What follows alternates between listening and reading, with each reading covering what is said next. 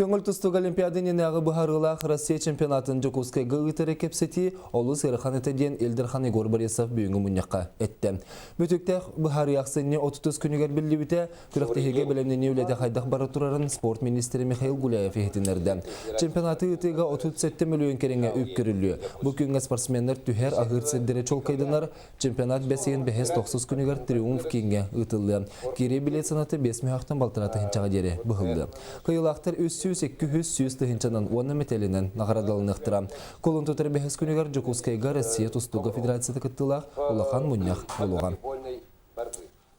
Ақсане салынытығар Егор Афанович Борисов, Москва Агаджан, Россия тағы тұсту федерацияның председателінгіті Михаил Мамешевінгіті кепсидігітен тұрар. Ол күрдік байыл Жокускай қораққа Россия дүнияғы көңіл тұстуға чемпионат манығытыр гаден.